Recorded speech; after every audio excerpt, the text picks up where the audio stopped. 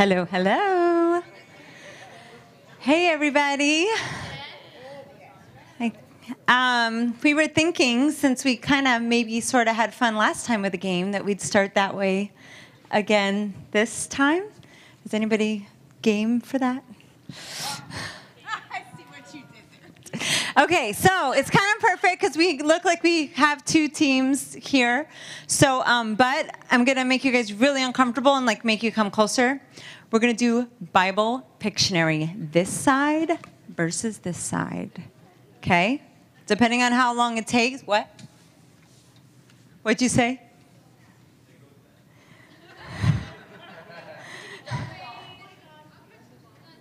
Okay, it's gonna be so fun, guys. Don't worry. Keep an open heart. Open hearts. Open hearts. Play Pictionary. Okay. Deflected. Okay. So let's do like a brave volunteer from each side to come on up and be our first artist.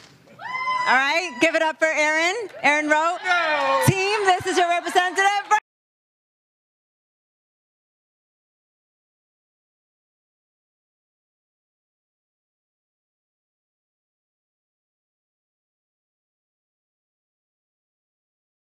It's about you. Should we do like one team at a time? Like they go and then the next team goes. Okay. All right. So you guys, one of you, Aaron, you want to go first, and Lauren, sit right here. So you're going to be your team to guess first, okay? And then this team, and then if it's even, then we'll do a tiebreaker. Okay? Yeah, of course it's timed. Do I get to make it up? Oh no, I'm going to give it to you. Okay?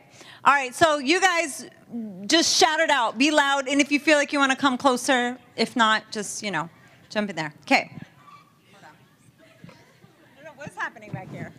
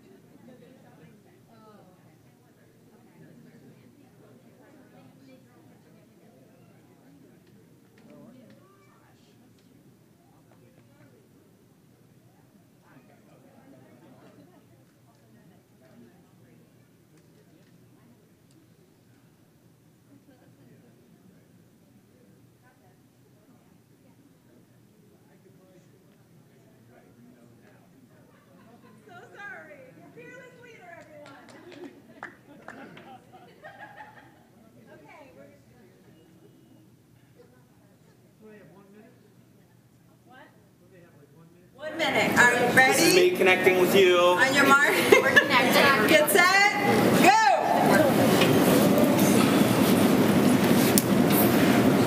Looks like a Wall. Jericho. That's Joshua? Yeah. Battle Jericho. There we go.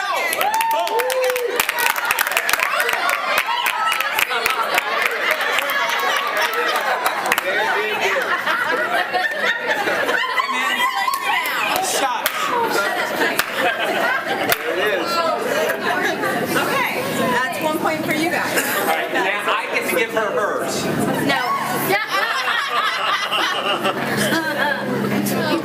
How many seconds was that? We can guess that Pictionary in 4 seconds. We were all heading that way now. Friends don't like it. I just like Okay. Take it away. Hey, Lauren. Lauren. Prove how good you are by using this wall. Actually, I can. Wait. No. And when the walls came down, it shook. On your mark, get set, go. Mirrors. Blanket. Blanket. Joseph, put him in colors. Water. Oh, I went to the enemy's camp. 10 Commandments. Mountain. The Red Sea. You can't guess. Is that a river? Is that a shore? Cloud. Oh, the 40, the cloud. Stream. Sheep. The fleece. Gideon's fleece. Oh, nice. Oh, it's a fleece. Okay. We went up to get a little harder. Tiebreaker. Come on up, Aaron. Oh, so I'm not going again. we need a new artist. New volunteer. Lauren Diefenbach, I just want to say that was a lot harder than Aaron Roots. You did really well. Yes, You did really good.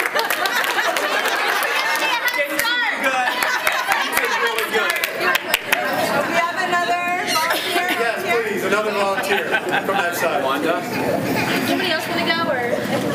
I'll try. Yeah, Wanda.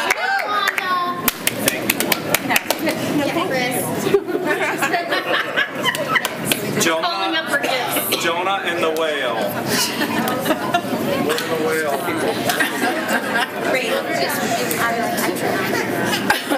How was your like a stick You can do a lot of things with stick figures. This is your art box. It's just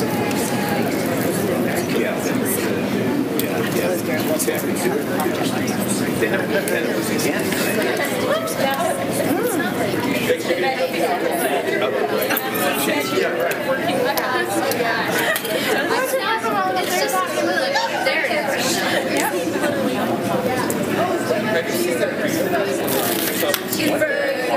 Thank you. People, so this is going to be not people, events or something like that. Okay. Oh, wait, hold on. Here's my timer. Ready, set, go. Okay. A person. Gone.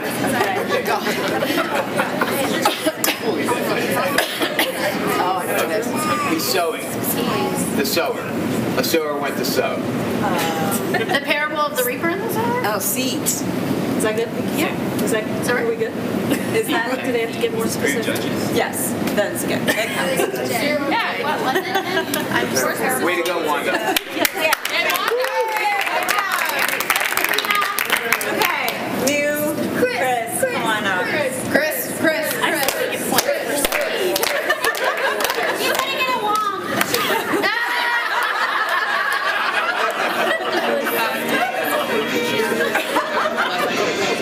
Very nice.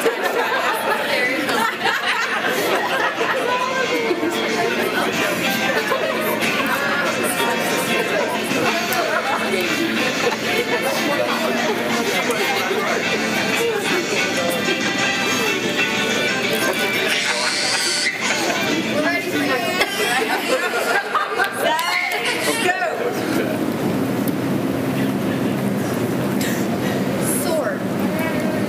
Angel. Gabriel. Moses. Staff. Parting the Red Sea. Parting the Red Sea. Yeah.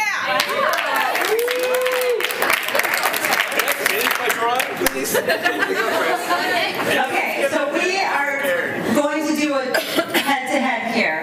Split board, two at the time. Whoever guesses the right one first is going to win. Are they drawing the same thing or different? Yes, same thing. You should draw it, and we should guess. I was making. I'm in charge. I don't know. Okay, so two volunteers come up at the same time. I vote Ashley Wilder. Me too. All right. I've seen you draw the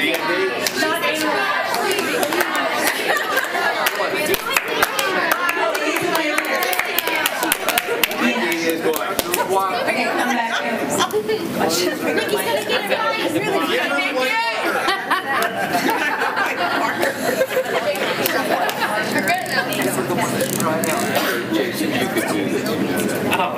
Only look at your side of the board. That side of the room.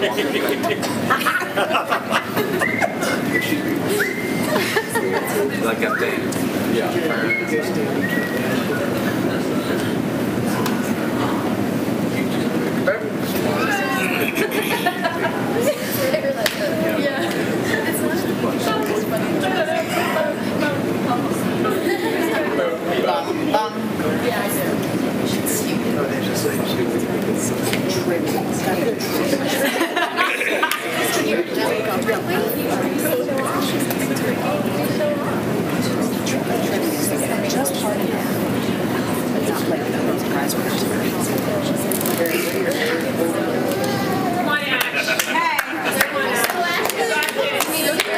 On your mark, get set. What's the category?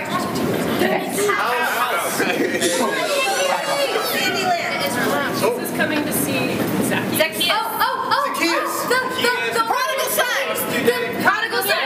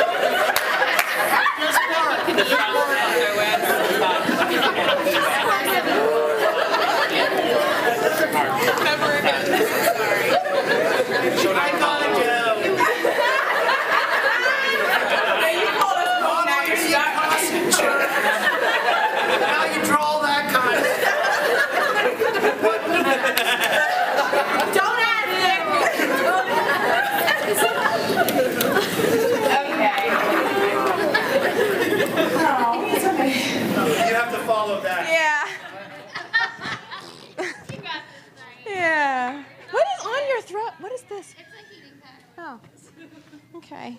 Something for me to hit Chuck with when he gets out. Okay. All right. Well, keep it close. Okay. Well, they always want to talk about the business stuff first because they want to get it out of the way. But I think business stuff is fun. I do. I think it's fun. Okay. So get your pens. We have dates to write down, please. Well, get your phone recorders out or your notes or whatever you want to do. Oh, let's see. There she goes. Okay. Coming up here in November, Thanksgiving is on November 23rd. That's a Thursday. The Wednesday before that is the 22nd. There's no Bible study that night. The 29th would have been a fifth week or an off week. That will be Bible study. So nothing on the 22nd. Enjoy your families. Bible study on the 29th. Any questions on that? Moving on. December 24th, New Year's Eve day. Christmas Eve day. I still can't get it right. Christmas Eve day. We are having church. In case you have questions. So we will be gathering. It must have been an inside joke. Okay, any questions on that so far? Okay, good. Two other things I thought I would mention. One is Planning Center. If you are on a volunteer schedule, you are probably at some point going to be tapped about Planning Center. Raise your hand if you've already been tapped on some level for Planning Center. Okay, if you have not been, you likely will be at some point. And something that's really cool about this is it's putting all of our volunteer schedules in one place, so that's really good. There's also an app, and if you want to download it, if you are a smartphone user, in fact, I'm going to beg you to download it because a little thing will come up on your phone that says, hey, you've been asked if you're available to be greeters on December 13th or something, and it'll say, are you available? You'll say accept or decline, and it makes our job really fast and much simpler. Now, you all love me, right? Everybody say, yes, we love you. Diane's a little OCD. And when you look at the center, the planning center master schedule, we get little icons, and it's a little green happy icon if people have confirmed their schedule. If they haven't confirmed their schedule, it's this really ugly little orange question mark. And it's so sad. I don't like it. When you get a notification to confirm your schedule, please confirm it. Hit accept or decline, and it puts you in a neat little category for us, and we can move on, and the schedule can be all green, happy, confirmed people. I realize that you probably don't care. It's really important to me. It makes things a lot simpler, and really for Jocelyn and all the other people that manage schedules, okay? So that's that. Last thing, on Sunday, I had like this picture. We were all in worship and you know, doing our thing, and I had a picture that I wanted to share with you. And hi Roshni, you're still blinking. There you go. Yeah, it's cool. Okay, so we were here in worship, and I got this picture, and hopefully you can just follow me. It's pretty simple, but I'm in this place, and I'm standing beside a big hole in the ground. It's a big hole. And you know how things just shift in what you're seeing, and suddenly I'm falling down this hole, and I'm not falling like this. I'm falling like on your back, like you see in the movies, like, ah, you know, falling down this way, except for it's this peaceful, and I just fell into this really dark area. And I knew I was falling from my flesh into the spirit. Does that make sense? Like I was falling from my flesh into the spiritual thing. And the only light in that place was Jesus. And so I was like, okay, Jesus, where are you? And we started to have this game, like, where are you? And I knew there were trees, and I would look around trees, and he would pop out and be like, hey! And it was just really fun. Anyway. But that expanded, and I started to see all of us in this place. And I saw some, like, you were like, I don't know, you were like, Jesus, where are you? I don't see you. And he was like running to you. Like he could not wait to get to you. He was running. And he kept tripping over Legos. How many of you guys have kids with Legos? Right? How many have stepped on one? Jesus kept stepping on Legos. I'm not kidding you. And they're all over the place. And he's like trying to get to you, and he's stepping on Legos. And it's just this awful picture, right? And it was the picture of like our toys and our distractions and our fun. And it's not that these Legos were a bad thing, it's that we didn't just keep them in their place. And they were strewn all over places they didn't belong in the pathways. It was all cluttered, okay? And so one of the things I drew from this is that it's my responsibility to keep the path clear for the Father to be able to get to me. That's my job. Fun is great, and the fun things and the things that are in our lives are all wonderful things if we keep them in their right place, right? So one of the ways that I wanted to share with you guys you can do this is through our podcast. Does anybody here listen to podcasts pretty regularly? Yeah. It's not like a big thing yet that I know of.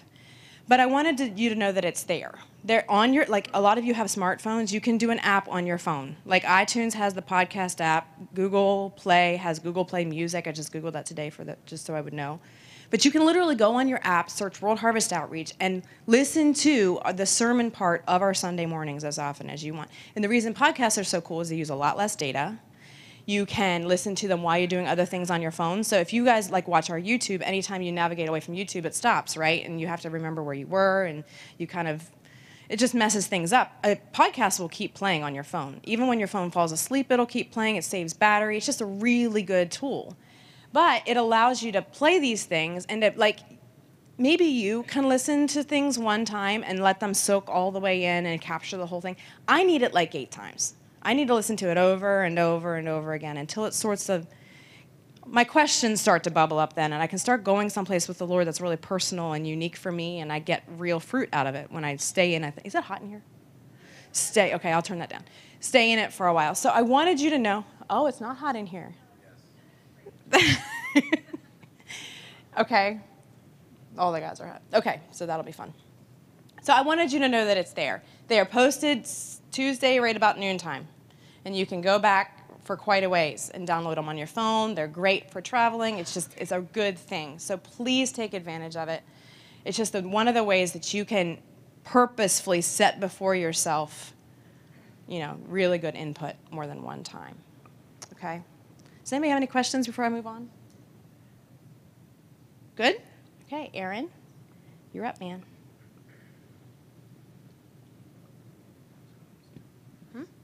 Chuck said no. Oh. Okay, so as many of you know, a few years ago we had an award-winning float in the holiday parade, right? All right, so we're not going to do one this year, but we're going to do one maybe next year, Chuck. All right, I need everybody over the next 11 months to work on Chuck, because Chuck is actually president of the float committee. And he needs, because we use his barn to build it in, and so he needs encouragement over the next 11 months. So post parade things and float things and drive by his house, like get 3 of your friends and drive by and parade by his house at 2 in the morning. Do you really love me? All right, so that's not what I wanted to talk to you about. A couple months ago when we had our first core gathering, we spoke about finances. And so I think it's important that we continue to do that, okay? So since we did that, we've had 2 months, and our giving has essentially stayed about where it was, maybe a few percentage point uptick, okay? And so I'm really I want to encourage everybody, and this might be the wrong audience, this might be the right audience, but I can tell you that we have to talk about this stuff, okay? The board just recently approved a budget for 2018. And in that, our goal, if you recall from the meeting that we had a couple months ago, all right, we're looking at about a $50,000 deficit, okay? MCI, even though we had to get out of here at a certain time and there were certain things that went with that, MCI also provided a certain level of income that helped pay our bills, okay? So I bring this up. This is really a hard issue. It's not a law issue, but I want to encourage you that it takes funds to keep us going, okay? So a couple things with that. If you weren't aware, you can give online, okay? That is something that can be done from Who Center PA. I would also encourage everybody to kind of consider, especially as we go into 2018, and sort of prepare your heart and talk to the Lord about what you plan to give over the course of the year, okay? For me personally, if we have a vacation or if we have this come up or if we have that come up, we can kind of get distracted and say, oh, we'll give next week or something like that, sort of the catch-up thing. But I'm not sure if that always happens, okay? So one of the reasons I say that is because we see typically a pretty big dip in the summer, okay? When folks are typically going on vacation and that type of thing. I can assure you it is not the summer of Jubilee where we don't have to make our mortgage payment over the summer. And so, again, just be thoughtful, be prayerful, talk to the Lord about it, okay? Because it really is that important. We've put together, what we agreed to is a pretty large deficit reduction, okay? But it's not a break-even plan. And what we've done is we've looked at giving for the last 2 years. And again, we didn't have the MCI revenue in the 2018 plan, but we've looked at that and we've tried to plan the budget over that, or based on the giving for the past 2 years, okay? And our goal is about a $20,000 deficit. Like that's what we've budgeted for, is a $20,000 deficit, which is better than 50,000. Okay, so be in prayer for that. Also, be in prayer for our facility. Okay, it takes a lot to keep this place up, it takes a lot from a utility standpoint. It just takes. So pray for our home, because this is our home. All right? I don't know if you pray for your home. I recently had a thing at my house and a water problem, and I'm still praying because I haven't gotten the bill yet, but I'm praying for favor in that bill, that it's a manageable cost. All right? But this is important for us. Okay? So you can give online. You could also, I would encourage you to consider setting something up either monthly or weekly or whatever it might be through your bank, and to do automatic giving. You know, probably if you have like a normal pay period or something like that where your revenue doesn't fluctuate up or down, that might be a way to do it, to make sure that, you know, if you're gone for a week or maybe a couple weeks or something like that and your heart is to give but your mind doesn't always remember to give, that would be a way to do that. One of the other things that we were talking about doing as well is doing quarterly giving statements. And there's a decent amount of work that goes into that. Fortunately, I don't have to do any of that. So, but I think, you know, that's something that we might consider doing, just because I think, you know, again, as we think about what we want to give in 2018 and be prayerful about that, it would actually, you know, serve as a sort of a reminder where you're at, okay? And so, so we're thinking about doing that as well. All right, any questions? I want to say that, you know, the lights are still on next month, okay? The lights are still on in January, and we're going to keep the heat on, and we're going to do things, but we're going to be very good stewards with what we have, okay? And if anybody sees any opportunities or has any thoughts or anything, please feel free to share them with me, or, you know, Chuck, or, yeah, especially if it has to do with floats and finances. All right? Okay. Yes, ma'am. Oh, yeah, yeah. So as much as I love online giving, there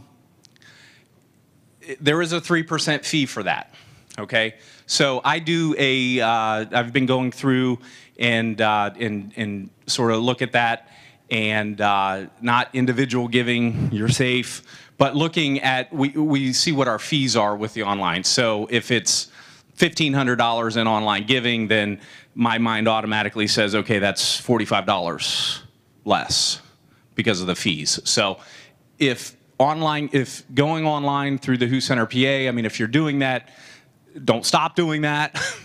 But if you can do it through your bank, I would just encourage you to take a look at that. Okay? Thanks. Okay. Autumn. Leslie. Autumn. Leslie. Leslie. So we wanted to talk a little bit about Wednesday nights, and it's so nice to see so many people here. As you all know, the last couple of months, I guess it's been a little longer than that, all of this past year, we've switched from a regular Wednesday night Bible study to doing a couple of different things on Wednesday nights. If you don't know, there are home groups that get together on the first and third Wednesdays. And then for a while now, we've been doing alternating on the other Wednesdays. We've been doing these core meetings and a true Bible study. And so I guess I was looking for some feedback on this format. And one of the questions I had is, as we see so many people that have come for the core group, we don't always see this many people for a Wednesday night Bible study.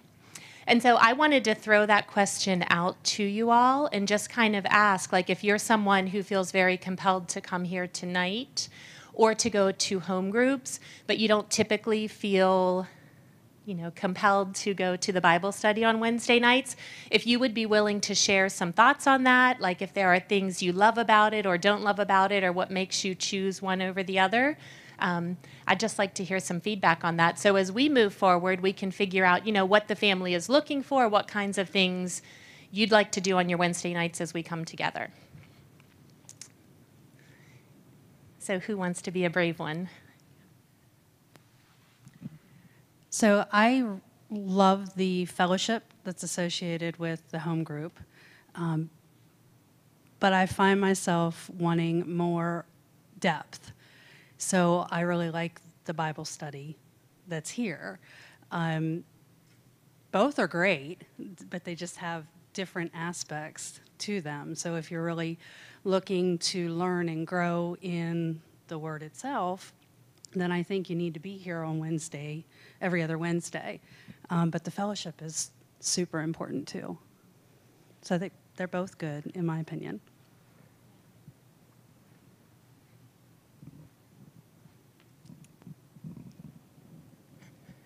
I know for Chuck and I, it sounds really loud.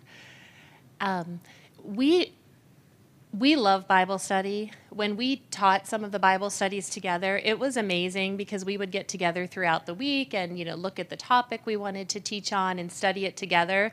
And it was really amazing time for us growing together.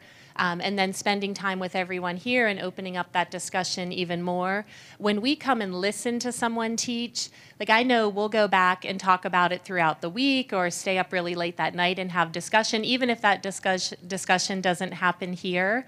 But I also know that format, like I love to sit in a desk with a bright light and take notes and study, and some people prefer the sofas and the dim lights and just kind of, so I know that format isn't for everyone, but I know for Chuck and I, like we've made the decision that this is our family, and if something's happening here, we want to be a part of it.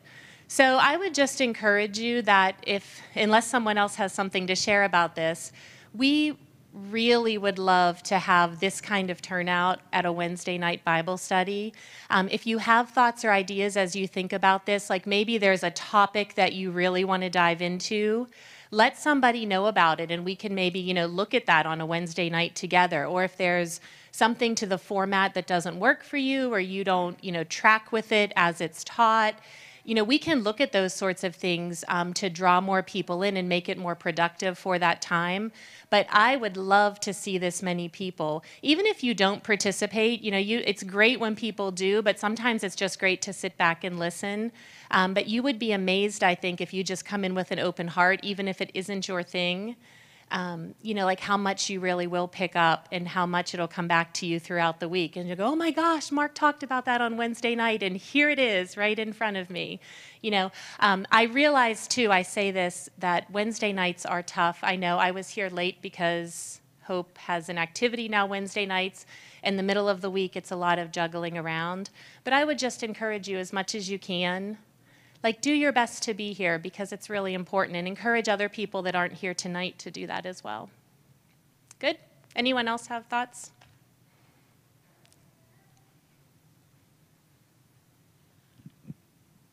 I feel like with skipping out on the Bible study piece, as much as we have, that it's almost like an intimacy loss within the family because we don't generally have time for that on Sundays till we get out of here. And even though MCI isn't here anymore to rush us out, we still all have stuff to do or other commitments. And so it seems like as soon as it's over, like, everyone's trying to turn the lights off and get out of here.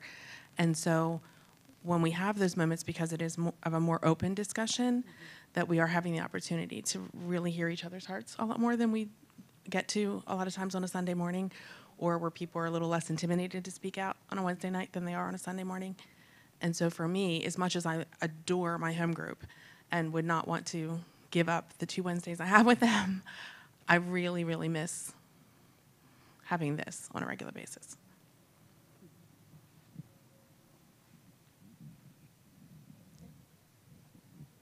Thanks, Monica.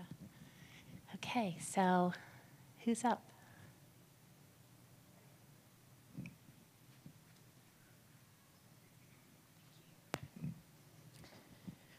Hi, guys. Hi. So I wanted to share a little bit tonight about vision, because as we get here into November and we get deeper into December, we start thinking about The year is almost over. We start reflecting back on what 2017 was all about, what we've accomplished, but we haven't, and we start making goals for the new year. But what I have found in my life and in the lives of a lot of my close ones is that when we wait until a specific date on the calendar hits before we start making goals, what happens is we tend to make goals that we can't commit to. They don't endure. And I think it's because the things that endure are things that can't be decided on a whim. They're things that we have to invest in and spend time with. And so tonight I just really wanted to encourage us that right now, when you go home tonight, start a conversation with the Father about where you are and about who you are and about what's going on inside of you and what's exciting in your life right now. And if there isn't anything exciting in your life right now, to really spend some time with the Father talking to him about why isn't there anything. And if there are exciting things in your life, start thinking about what 2018 looks like, but start now. And start now because we need to start creating the habit of not waiting for a date on a calendar or for someone else to initiate a thing, for us to think about our future and where we're going and why we're going there. I'm really passionate about vision, and I think it's a really great time for us to keep vision in front of us and what vision is and what it means to the Father. And I was thinking a little bit today about Proverbs 29, where it says, where there is no vision, the people perish. So I was looking at that word a little bit today. Unrestrained is another translation for that word, but it means literally to drop your reins. It means to let loose. So where you don't have vision, you actually drop the reins on your life, and you lose a drive. And you kind of go with the flow. And then before long, you realize that you've spent all of this time not driving your own life because you didn't have a vision for it, right?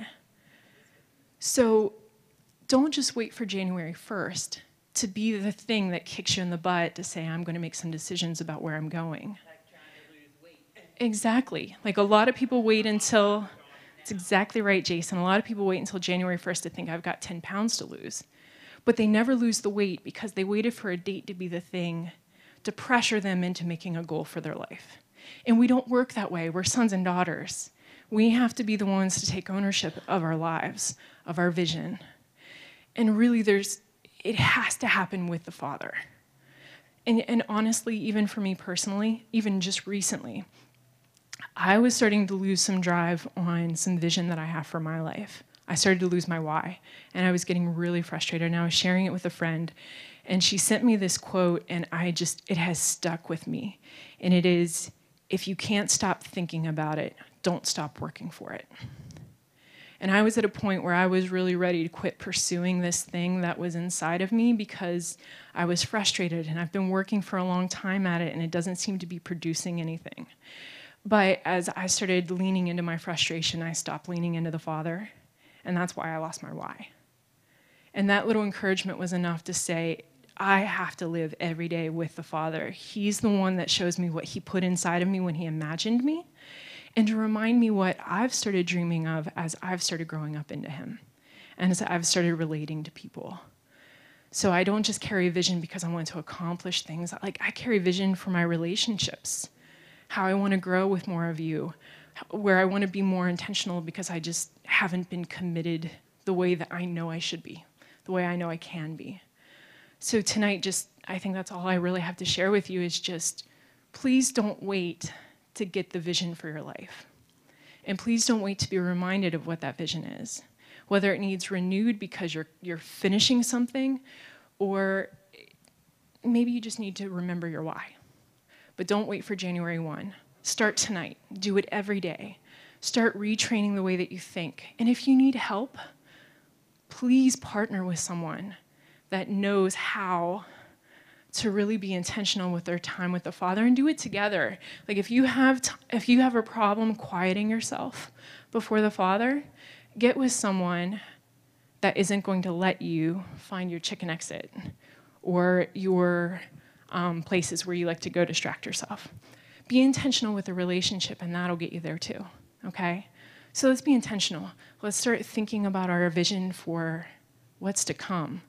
But But let's start tonight. Okay. All right. I think Mark's going to share a little bit with us next.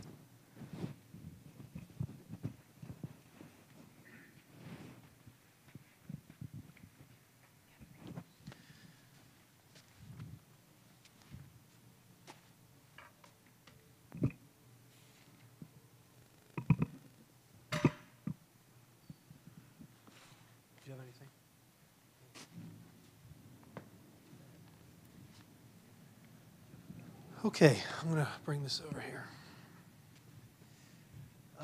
Did anybody bring a Bible tonight? Got a couple? Habakkuk chapter 3. This is really loud. Wow. Can we turn that down a little bit? Just a little bit. Something to me, please.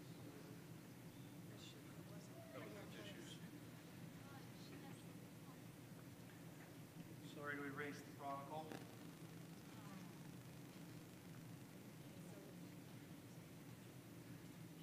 I kind of still see everything we drew tonight, though. Yeah. Okay, yeah. Not everything. That's good. So a couple things on what's been shared so far tonight. From the finances side, just some thoughts as Aaron was sharing, which, Aaron, I just want to thank you again for really shouldering that for us and with us. And I've said it to you in the board and in the leadership meetings, but I want to say it in front of these guys too. Aaron has really taken like a personal vested interest in our financial health as a family. And I'm really thankful, first of all. But secondly, I pray that the same heart that you have for us would be imparted. And I'm not even really thinking about giving. I'm thinking about care. I'm thinking about intentionality.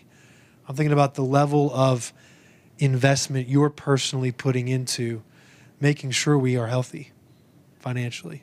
It's a really big deal. And I do pray that as he was sharing, you didn't just hear, oh, he just wants me to give more. No, I actually hope you heard, let's take this seriously. One of the things I'm hoping you heard is let's get creative about this space. I don't think there's any reason why 90% of the time this place is empty. I think we can make this building, it's right on a major intersection on one of the most major interstates in our country. There's got to be a way to make either our property or at least this building much more profitable for us. Now, will that mean us sharing it more? Yeah. But isn't that the kingdom? So it might cause us to have to change the way we do some things. That's not a bad thing. No, I loved MCI being here. I did. There were a few little things, of course, but I'm married. You know, I get used to a few little things you have to adjust to. And if you, trust me, you go out here every day and you got to adjust to all kinds of stuff. Just driving down the road. Somebody else's driving style is obviously not as good as mine. So that's a problem. Right. So seriously, be thinking about how we can use this building as part of not only advancing the kingdom, but also as raising funds. I think that deficit that we're budgeting for could easily be covered with creativity.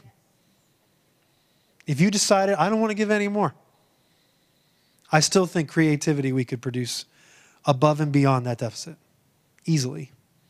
So if you think about it, $20,000 is only for $1,000, $1,200-$1,300 a month. Or you could just say, hey, $10 more a month per person, we got it. Or both. One thing that I want to make abundantly clear, it's something Dawn and I learned a long time ago. You will not get out anything that you do not invest into. So I'm just going to be really clear with everyone here. If you do not give here, I can promise you, you are not reaping. I'm being 100% honest with you. If you just come here to receive and you don't, and I'm not just talking $5 because it's time to give. I mean like giving of yourself. Giving is sacrificial. Giving is something that you actually take a part of you. When you look at the original words for giving in the original language of the Hebrew, it means to sacrifice. It means to take a part of you that you would have used for yourself, and you give it on behalf of what the Lord's doing in the earth. So, Dawn and I learned a long time ago, if we want something, we have to give something. And I can tell you, for years, Dawn and I would give way more than we got out. But we knew that that's what you do. That's what pioneering does. That's what going ahead of the curve does. You know that if you want something great, you've got to invest ahead of time. And you don't always see the reward right away. I hope you guys are hearing this. It's really important. So, Dawn and I have also recognized this. Many other areas of our life suffer, and it seems completely unrelated to our finances. But if you actually take the heavenly perspective, you realize it's as simple as changing some of the ways we do spending, where we're investing our finances and our time and our energies.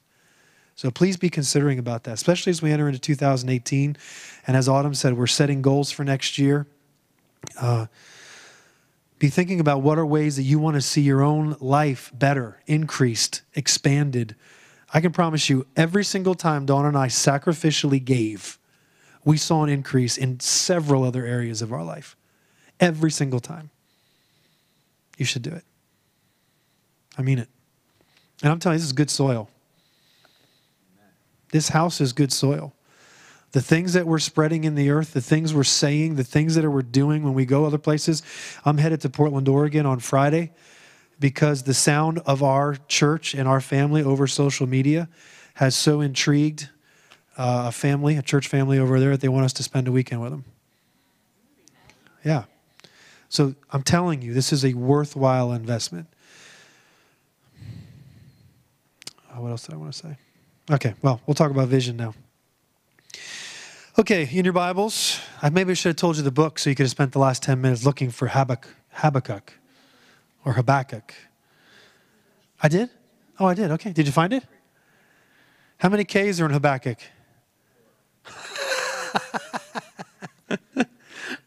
There's 3. Right. Chapter 2. I will stand on my guard post and station myself on the rampart. That's what this is. This Aaron's beautiful drawing here. The rampart's the tallest part. You have the wall, and then you have this other part that kind of comes up another 10, 20, 30 feet higher. That's where the guards were. They were able to oversee. He would go up to that highest place. He would station himself even higher than the top of the wall. That's what that means. And I will keep watch to see what he will speak to me. That he is capitalized, so he's keeping watch to see what the Lord will speak to him. And I love this next line. And how I may reply when I'm reproved. And if you look at that language, he's actually looking forward to being corrected by the Lord. And I hope that we are of the mind, and as we mature and grow, I can tell you for me personally, I look forward to correction now because I know I'm loved. Correction is a reminder I'm loved, especially if it comes from the Lord. I look forward to it because I know every time I'm corrected, it's going to be for my good. Now, I know as kids back then, getting corrected was the worst thing in the world. I know it. You wanted to, the last thing I want is to be yelled at or be told I'm doing something wrong. But the reason why we're corrected is for our benefit and for our good. So Habakkuk is saying here, look, I want to hear the Lord reprove me. I want to hear him straighten my path. I want to hear him redirect me because I've lost focus or I've lost attention on certain things that are really important. That's what he's saying. He's saying, I'm going to intentionally, as Autumn encouraged us to do, spend time away from the noise of the city. And I'm going to climb up high so what I hear is his voice. Even if it's to reprove me. If he reproves me, I really want to make sure I'm paying attention because if I'm getting corrected, I don't want to make the same mistake again. Then the Lord answered me and said, record the vision and inscribe it on tablets, that the one who reads it may run. And that's all I want to talk about. That's all I want to go there to. There's other stuff in there that's really good. We'll do that sometime in 2018. The reason why this is so important in verse 2, and I feel like I need to repent to the family, because I don't think I personally do a good enough job of reminding the family the vision of the house and the vision of the family. I know that I personally spend a lot of time thinking about our vision, because I want every activity, even down to if I'm going to sit down with you in your home, or if I'm going to go out to breakfast with you, or I'm going to have you over to my house, or we're going to spend time together, or if it's during a worship service, or I may be honest with you, even as I listen to songs that the worship team sings, I measure it against the vision. I want to make sure that every part, every dollar spent, every invested moment of time, of teaching, of worship, of prayer, of whatever we're doing, does it eventually align itself with the vision of this house? And I personally do that all the time. Unfortunately, I'm not sure I verbalize that a lot. And I think it's one of the weaknesses of my life, is that I don't always verbalize the most important things to me. And I probably need to do a better job of that. So one of my covenants with the Lord in 2018 is that I'm going to be really clear, real regularly about the vision, about who we are, why we exist, and how we're going to continue moving in the direction of that vision. Okay? So, here's an example of why I need to repent. What's the vision for 2017 for the family? No leaders answer that question. You weren't even here at the beginning of the year, and you're answering the question? No, I don't know. I'm looking to...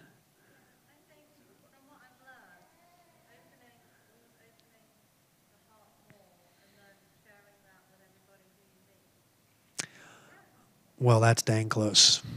For someone that wasn't here in January, that was pretty close. Anybody remember? How many people were here for the vision meeting in January? That was last year. Yeah. See, this is not your fault. This is my fault. I'm revealing my own weakness here, because this is something I should have been talking about more with y'all. It's the Word made flesh. The idea of all the way through was 2016, and that was making sure that every part of our life was experiencing the abundant life Jesus gave us. That was 2016. And we spent a lot of time kind of unearthing areas of our heart and our lives that we kind of said, Lord, you're really good here, here, and here, but over here, it's just me. But allowing the Lord into that place and allowing him to have his way, and if necessary, even maybe stripping away some of the flesh that's covering those areas. 2016 was the year where the Lord could have every place in our lives. Now, 2017, the responsibility we had from John 3, and it's what I shared in January, the idea was that now grace and truth are realized in Jesus Christ. It says the law was given to Moses, John chapter 3, but grace and truth were realized in Jesus Christ. That word realized means made known. It means displayed for the world to see. And that's why John 1:18 says that he who was in the bosom of the Father, he has explained him. So the one who was fully immersed in the Father's heart, in his embrace, in time spent in the closest places of the Father, then has the privilege of explaining him to the earth. Like, you almost cannot help. The more time you spend with the Father, you can't help but have your life radiate the fullness of who he is. So 2018 was supposed to be a year where the fullness of what he had done within us in every area of our life was going to start manifesting itself everywhere. Not just this really cool process the Lord did inside of me, but now this process has kind of worked its way through my life. It's finished its course. That's why, I was starting to lose patience, because 2014, 15, and 16, I heard the word I'm in a process, or God's doing this work in my life. And I'll be honest with you, I was patient for a lot of years. 2010 through 2013, 14. Now I'm kind of like done with your process. And I'm not sure if I'm losing pastoral grace or if I'm just with the Lord. But at some point in time, our lives can't be about the process the Lord's taken us through anymore. At some point in time, the process has a finish, and now we do what the process did. We now manifest the work of the Lord. Like, I'm going to be real with you. At some point in time, maturity says, I'm not going to struggle like that anymore. I'm not going to post the same thing on Facebook this year that I did 4 years ago. We have to grow. We have to start manifesting the works that God has done on the inside of us. So 2017 was the year where that was going to start having its way. Like, we're going to stop going around the same mountains. We're going to stop having the same struggles. We're going to stop dealing with the same issues. And we're going to start allowing this abundant life that we have so freely received from, now manifesting it in the earth as sons and daughters. Yeah. You know, and at some point in time, being with you isn't just, oh, Dave, yeah, man, I understand. No, now it's, Dave, let's go. And I mean that with all the love in my heart, and he knows I do. It's not just about, oh, yeah, I understand. Yeah, I understand it. I understand. And you've got more in you than that. Thank you. Yeah. I understand.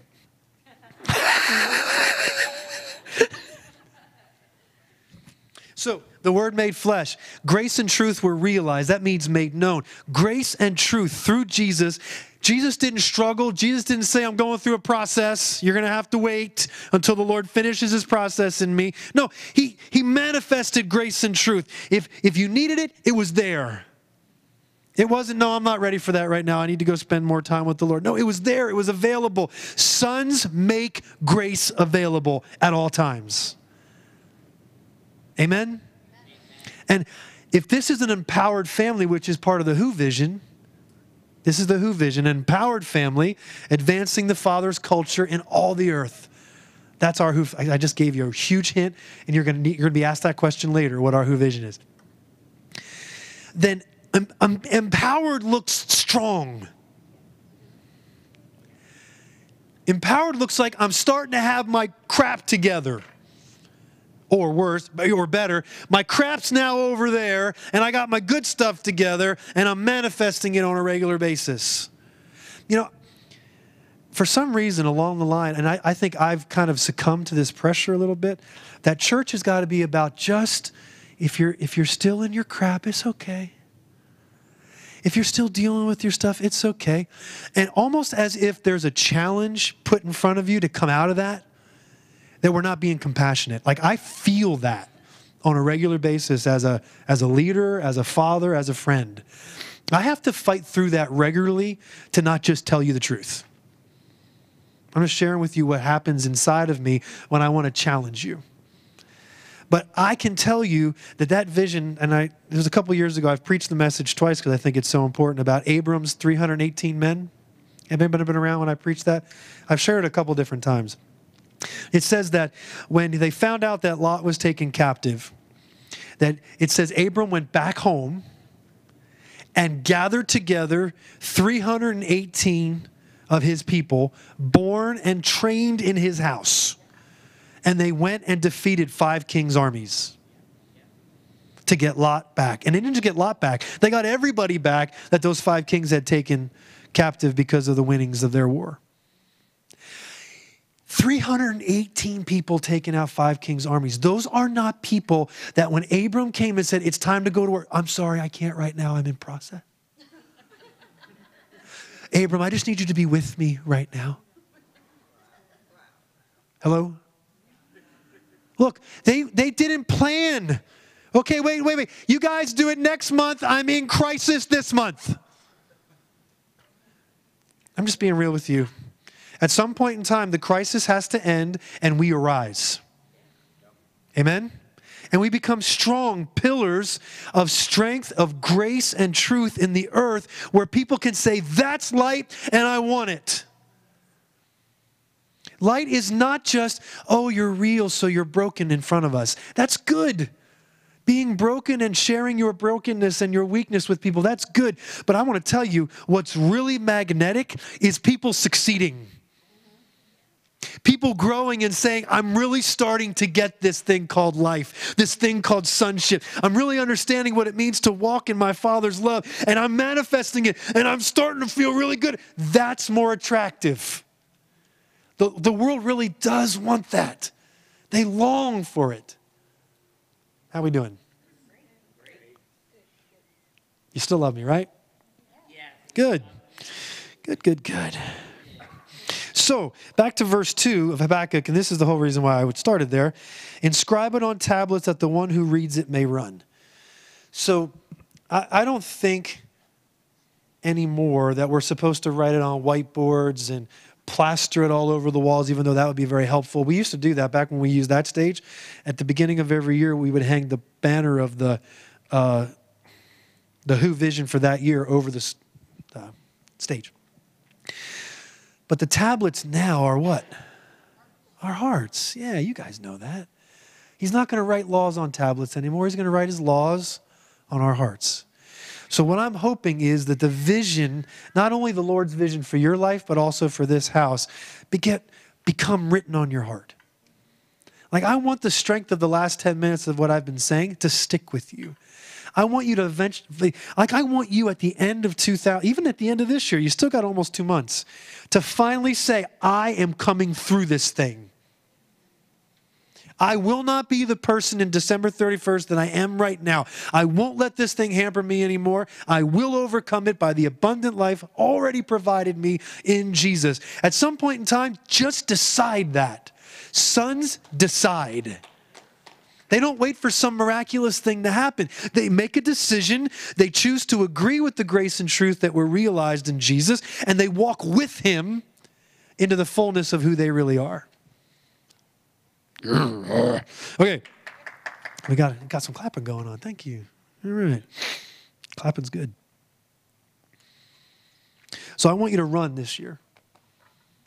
So for the next couple of minutes, I just want to spend a little time not just talking about Who vision, but your own. Because Who vision's cool. Hopefully, your vision fits beautifully into Who vision. So for just a couple of minutes, I want to help you kind of understand where we came up with vision and mission. And this is all stuff I've talked about before, but I believe in repeating myself. So the vision is what we see. And the more imaginative you are, the better. I believe wholeheartedly that the Lord uses the human imagination to speak. So if you have struggled with your imagination, if you have become too adult, I encourage you right now to take this opportunity to stop being so adult and start being more imaginative and having a wonder. Because the things the Lord wants to show you, you need to be childlike to see. If the pressures of life and the struggles that you're currently involved in and the financial pressures and the whatever else is going on hinders your ability to see, then vision's going to be really difficult for you. And then I think back to Autumn's point, life will lead you instead of you leading life. We were created with this beautiful gift called our creativity and our imagination. And the Lord, I believe the spirit realm, the doorway to each one of us is through that imagination. I mean, look at the beautiful imagery of Revelations. I believe the Lord used a human's imagination so that he could show us the beauty of what heaven and really us is like. So the vision is what we see. And if you look at the 2 verses of Habakkuk chapter 2, it says, I will keep watch to see what he will speak to me, not hear. I looked it up in the original language. It is see, it's not hear. And then the Lord answered, record the vision. That means this, you're going to write down what you see. So I don't think Habakkuk saw words. I think he saw pictures. I think he saw the activity of heaven. He saw the activity of the Lord's heart, and he was going to write down what he saw. So for us, what I'm going to do, I'm going to give you like how we created the Who vision based on this, but I want you to be able to take this down into your own personal life or your own family's life, okay? So what I did to kind of hear the vision, it was in 2010. Gina just resigned and stepped away from the church completely. And I remember over there in the office, I was just spending days upon end, just spending time with the Lord. And the Lord finally just said to me, it's very something. That's the reason why I use this verse every year, because he says, why don't you do exactly what Habakkuk did? I said, I thought I was already doing that. I'm sitting here right now. If you want me to, he says, no, imagine that you're climbing up. So I did it. I imagined in my own heart that I was climbing up like those old, like almost like a spiral staircase that goes up to this very top of the rampart. And I started to like be there. Have you ever been there in the spirit where your imagination's so real that you feel like you're there?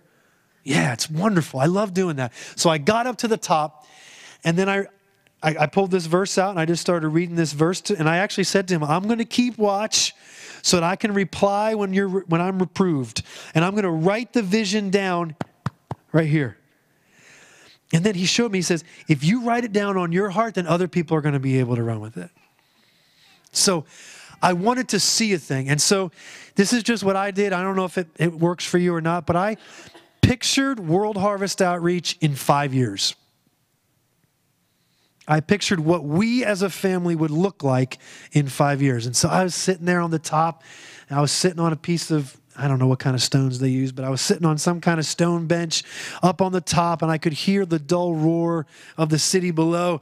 And I was up there, and the Lord was showing me through my own imagination. It's this beautiful combination. That's why I don't think it's just the Lord speaking. I also think he's literally unearthing and drilling deep within us and bringing up things we've dreamed about.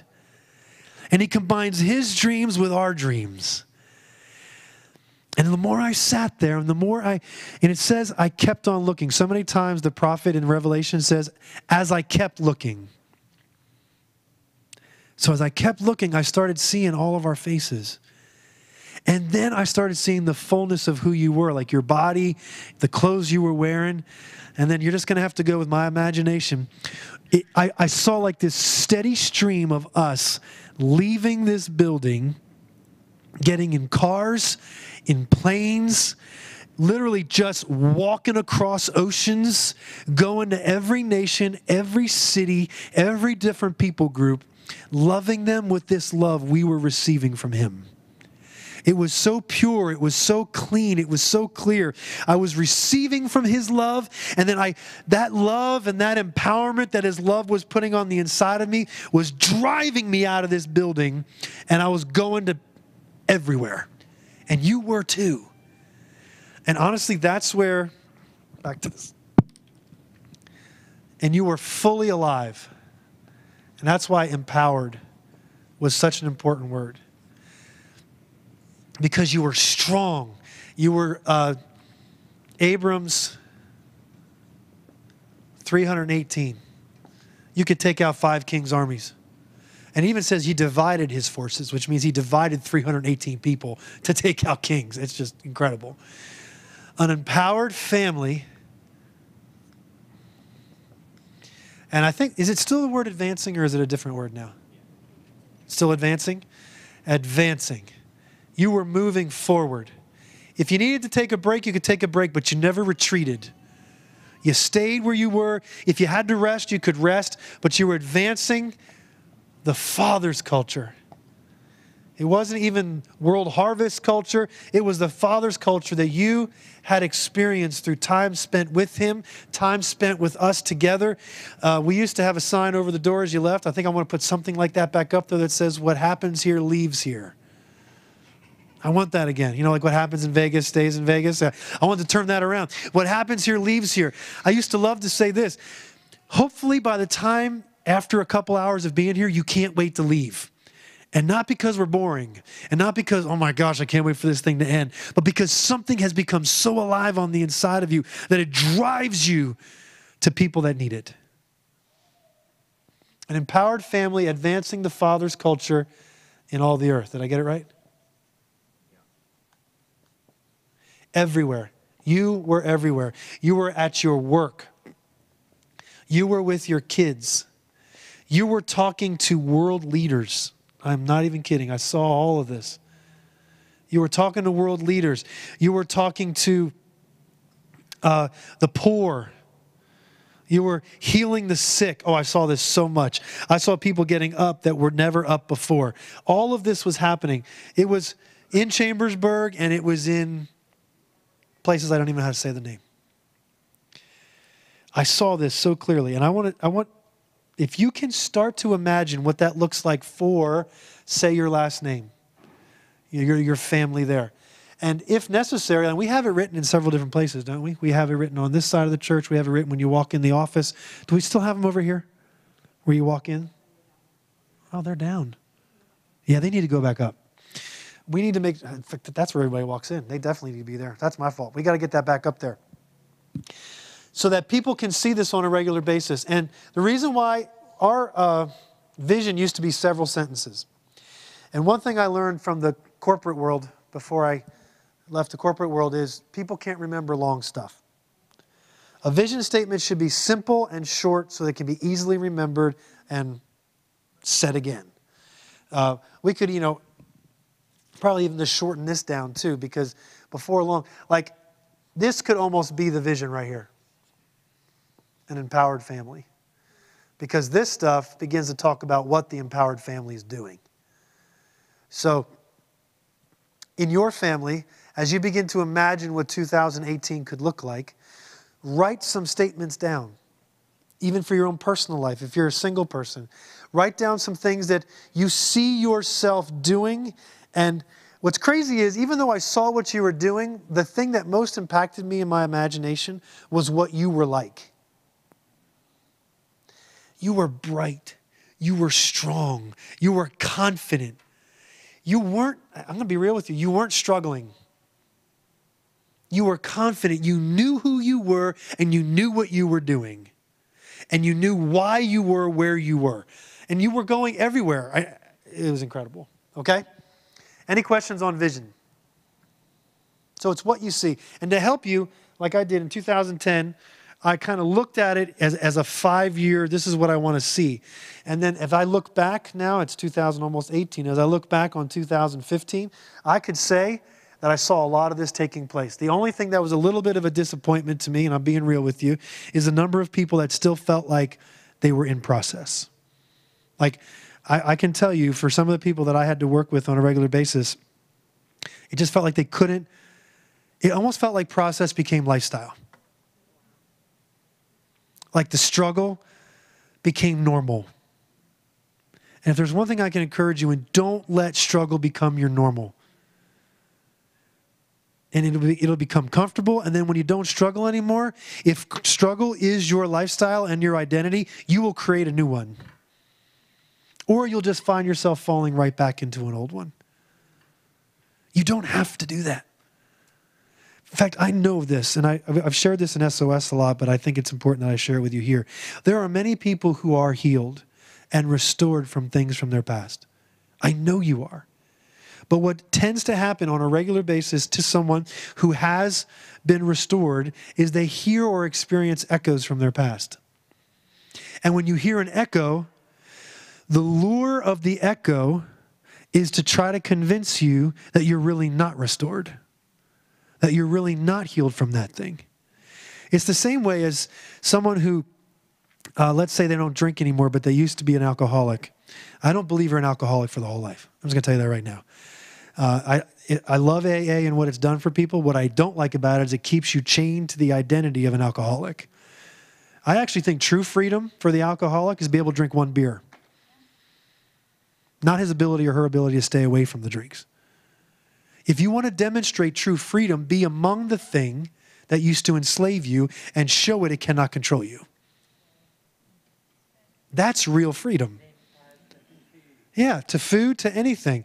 Have one scoop of ice cream, not 4. That's how you exercise authority over that. How we doing? Now, what was I saying?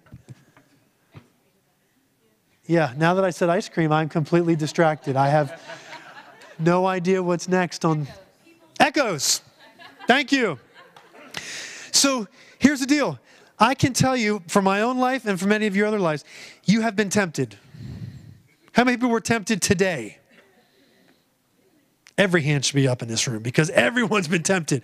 Okay, if you're not wise, you will think the temptation is sin. because you feel attracted to a thing, or you feel like, oh my gosh, whatever that is that I used to really fall into all the time, I have a desire for it again. And if you're not careful, you'll think that that desire is up. I'm right back in it again. That's the trap. See, the enemy is only now a roaring lion. He really can do nothing to you but lie to you. And the temptation attempts to lie to you to convince you you're trapped, you might as well just... And it's not true. Every single person is tempted. Guess who was tempted? Yes. Was he free from all things? Of course he was, but he experienced temptation, and so will we. Don't let the temptation convince you you're trapped. You're not. And the echo will try to tempt you into believing you're back into the old stuff, and you're not. Okay?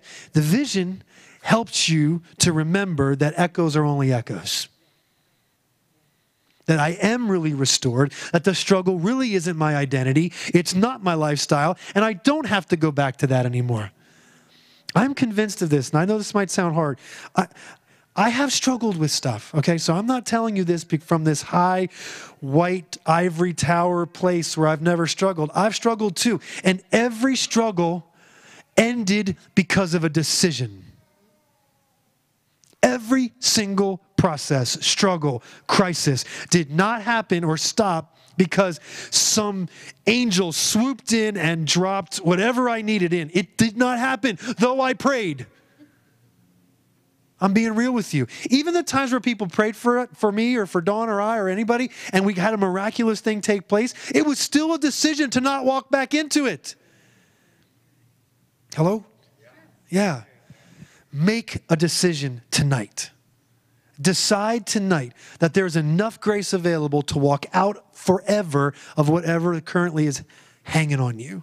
Just make that decision tonight. It is that easy. Yes, it is. The temptation and the echoes try to convince you it's so much more complicated than that, Mark. You don't understand. That's because you've been listening to lies. What I'm actually telling you is the truth. And Jesus said the truth would offend.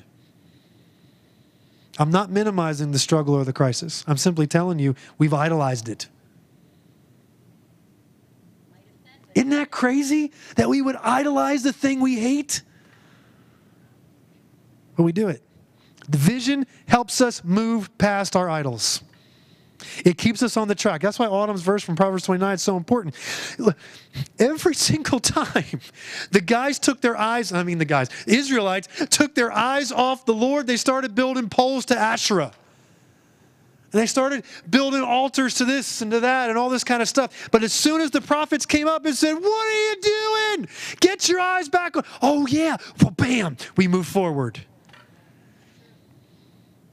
That's all I'm doing for you tonight. Let's get our eyes back on the prize. There's a call on our lives to make everything that God did inside of us a reality out here so that other lives can manifest the same thing that's happening inside of here. There are so many people that need you, need the Lord in you. Does that have anything to do with vision? No, you got it? Vision? Okay. So mission... What time is it? What? Thank you. 8:22. Thank you. I have my talking watch.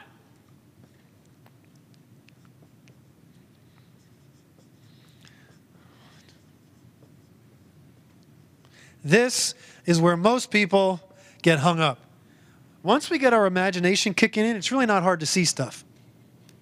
You can see stuff. Every one of us can see stuff. What's difficult then is the how.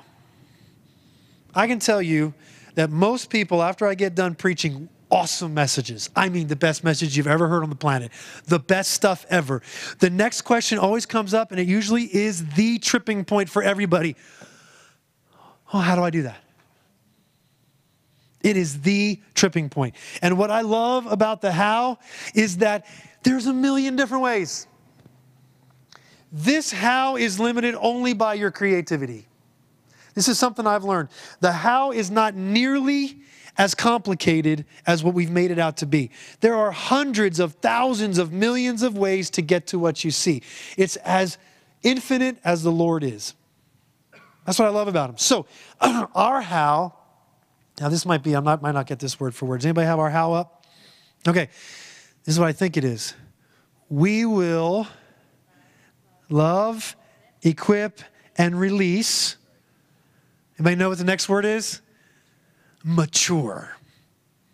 Really important for us. See, we can't just release sheep. Like, it's okay to be innocent as a sheep, right? It says innocent as dove. And Jesus said, I'm going to release you like sheep among wolves. So there is a part of that. But then he also encouraged them to be wise as serpents. Okay, so there's that both in there. There's this innocence and this wisdom that goes along with it. We need you mature. Maturity is both fully cognizant of what the Lord is doing, but also this beautiful childlikeness, like Jocelyn. Like, I think that's a beautiful picture. Like, Jocelyn and Kendall in my mind oftentimes are like, if I want to see what the Lord's really looking for in a human being, I think about Jocelyn and Kendall. I'm just being real with you. Like, it's this beautiful combination of, I know what the heck I'm supposed to be doing with my life, and let's have a whole lot of fun doing it. It's like, I know exactly where I'm going and how I'm taking this whole city for Christ, and let's do the hokey pokey all at the same time. I don't know how he does it. For me, that's the Lord. And that's maturity. So we will love, equip, and release. We got to do all three. We're going to love you, but then we're going to equip you. And the equipping part's painful sometimes because that's where the challenging comes in. That's where we don't let you just rest in just being, like, empathy's good for a season, but if empathy doesn't turn into, now let's get some stuff together so we can move forward, empathy has no value. Empathy must move us into a place where we can then grow and develop. So we're going to love you, we're going to equip you, and then we're going to put this right into your booty.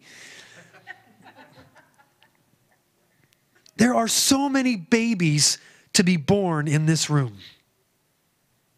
So many. And they're still inside of you. And they're waiting to be born. And the releasing sometimes is just to literally get what's inside of you out and then walk it out into the earth. And it's not our baby, it's your baby, but we'll help you with that. Okay, so love, equip, and release, mature, and I think it's sons and daughters, right? Yeah, mature sons and daughters. So the reality is, believer is good. But I want to tell you, believers can get ripped to shreds because believers really have a truth system, have a belief system. But sons and daughters have the Father's heart. And you can't rip to shreds someone who has the Father's heart because they know who they are. And a believer, I'm going to promise you, every single time a believer is confronted with someone who knows their truth better, that believer goes home disheartened. But someone who has the Father's heart cannot be disheartened because the Father's heart continually resources you, revitalizes you. It's the abundant life, not what you believe, that makes you who you are. Do you hear the difference? It's the literal life of who Jesus is that makes you alive. Believers and disciples only have what they've been taught and believe. And somebody else will always believe their truth more than you believe yours. But once you've experienced the Lord and he becomes a living, breathing being inside of you and he lives his life through you, there is no argument. There is no experiment or theory that can detract from who he is inside of you. That's why I'm a huge believer that the Word is Jesus, not the Bible. Because you can be outwitted by thinking this is the Word. You can be out-explained. You can be out-argued. But you cannot unsee what you have seen. You cannot unexperience what you've experienced. You can't unlive the Jesus who lives inside of you. Huge difference. Okay? So we're going to love and equip mature sons and daughters, and this is the real key, by connecting them to their original identity in Him. So the starting point of that maturity that gets you to the place that you're finally released is we have to reset your identity. You're not just so-and-so who's a this and a that. You're a son, of your Father. And that reset button kind of shifts your resourcing from the world and from teachings and from the media and from the best pastor that you can find on the internet to the Father. And the Father begins to reset and reestablish who you've always been from the very beginning. And then you, in that process, you're shedding everything you're not. So that's who we are. So the how for us is, and hopefully, so do you hear that mission regularly as we gather? I'm just curious. As a family, do you think that you hear and experience that mission statement on an ongoing basis among us? Are we doing okay at that or not? Be real with me. Yeah? Anybody tired of it? Too bad. Okay. Because we're going to keep doing it. And if you start to get tired of it, here's the deal. You're mature. And here, I found this many times. When people finally start becoming mature and get tired of, oh my gosh, do we have to keep talking about sonship and identity and all this stuff? Yes. And guess what? You're supposed to be doing the same thing. Now turn and go. And then come back here, be revitalized, be reminded, because it's tough out there. It's tough because there's a bunch of people who are so convinced of their false identity that when you walk in yours, they're going to call you a liar and a thief, and they're going to challenge. You're going to start feeling like I feel sometimes when I challenge. That's the point. There should be hundreds of me out there, and I'm not talking me like thinking like me, all that, but what I am passionate about, what some of us here are really passionate about, you should be passionate about out there, not just your job. I'm going to be real with you. If you're just passionate about your job and learning more about your job, you're missing the point. You're excited about your car instead of where your car's taking you. I like my car as much as anybody. Got a new one, love it. I still think about where I'm going. That's the point. At some point in time, I got to get out of my car. And I got to go do what the car took me to do. Same with you. Your job is a place upon which the vision and mission that Jesus gave you should manifest itself. Not just, hey, I got this promotion, or I got this raise, or I got this new title. That's great. All that is a new platform for everything inside of you to be made manifest. Like one of the questions you should be asking yourself for 2018, if you've got a pen, write this down. Does everybody where I work know who I am? Does everybody where I go, I'm not even going to say work because not everyone of us work. Does everybody where I go know who I am? I mean know who you are. Not just what you do, not what you like to watch, not what you binged watched last week on Netflix, but who you are. Who the Father is. Remember, grace and truth were realized in Jesus Christ. We know who Jesus was. Does the people in your life know that? Mission gets you there. Mission reminds you on a regular basis how you get to this vision. 8:32. You guys started 2 minutes late. I got 2 extra minutes. So. Is this helpful? I had no desire to preach, but I felt like I was preaching sometimes. 2 other things. That's why I have this up. I didn't even get to core values. We could do core values some other time. Something I felt as Diane and I were talking today. We have home groups that meet every other Wednesday. I think it's the first and third Wednesday of every month right now. And I would love to see in 2018 us double the number of home groups we have. I'm really glad you do.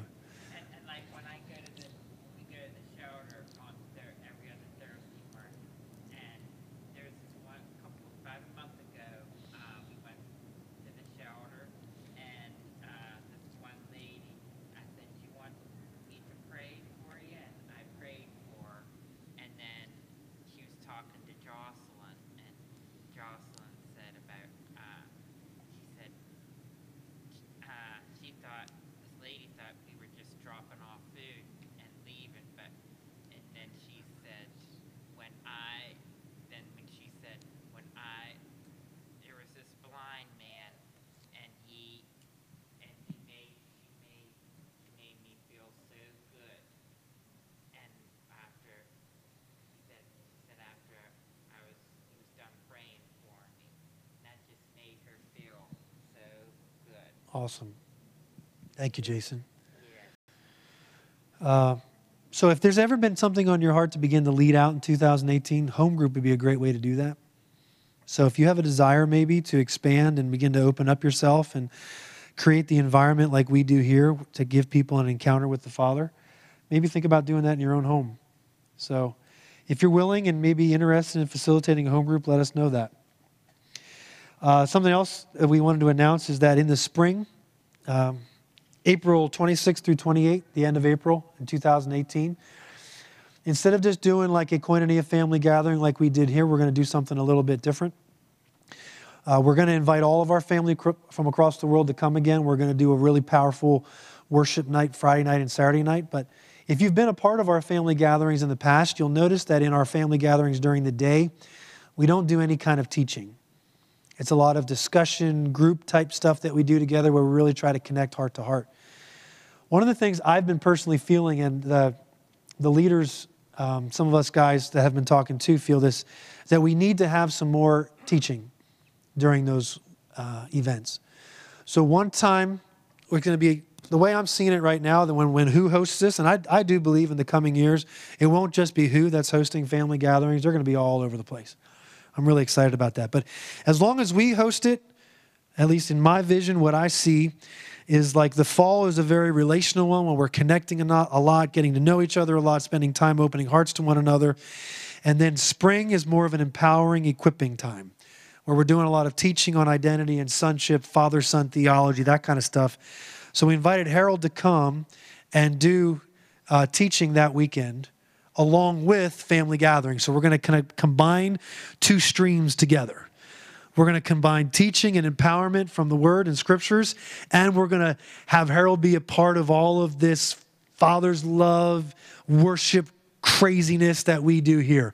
I'm also asking our friend Randall Worley to come and be a part of that too. So I think there's going to be this beautiful mix of incredible teaching, ministry, and worship and time together. I think it's going to be powerful. So put that in your schedule now for the end of April. Get all your friends and family invited. I think it's going to be a really important time in the kingdom. Any thoughts? Thank you for being here tonight. I know it's a little bit of a smaller crowd than in the previous couple that we've had, but, you know, oftentimes when this crowd is smaller, the people that come actually kind of get scolded for why the group's smaller, but you're here. It's kind of like really counterintuitive to do that. So I just want to thank you for being here. I know it is not easy in the middle of the week to do this. I think it's the reason why when Leslie, asked why is Bible study so low attended, I think part of it, there's a lack of hunger for the Scriptures. I'm just going to be real with you, and I think we can all be real and say, maybe Bible study just really isn't high on my hunger scale. I think we need to be real with ourselves and be honest. But the other part of it is it's just really busy. Life, there's a lot going on. We have kids, we have jobs, we have schedules. Daylight saving time, it got dark at like 5:30. What the world's going on? Holidays coming up. But just like giving, if you make some of those things a priority, like you just decide that's going to be a part of my life. Like Wednesday night's a part of my life. If they're going to be gathering together as core, I'm going to be there to give my heart and to hear their heart. If it's Bible study, I'm going to be there to hear what the Lord's teaching us through the Scriptures. If it's home group, I need to find out where a good home group would be, and I want to be a part of that. It's really intentionality. It's that lack of casualness and intentionality. If you think about it, last thing I'll say, I know it's 8:38. We're talking 2 to 3 hours on a Sunday and 90 minutes on a Wednesday night. Think of it that way. Is it really that much? I mean, we could be like Hispanic churches. Do you know how some Hispanic churches meet every night? And they all show up. And they work like 2 jobs. Beat that. I love you. And again, thank you for being here. You guys are awesome. We have an SOS 202 planned for the second week in January, and we have an SOS 101 weekend, February, fingers up, 22 through 24. If you want to be a part of 202, you got to take 2 weekends or 1 summer. Go. Just make it quick because people got to go home with their kids. Of course. I want to say that when you spoke into my life about the Mothers of Intention that I came to you with, well, the Lord has something planned about that because it's an ongoing thing. It's not just an isolated thing, you know, it's like all over the place. So I just want to thank you.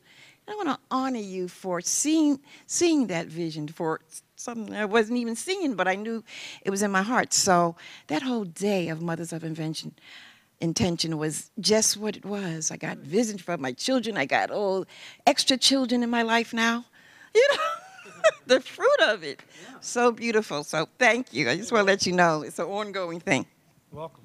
All right, see you, bye.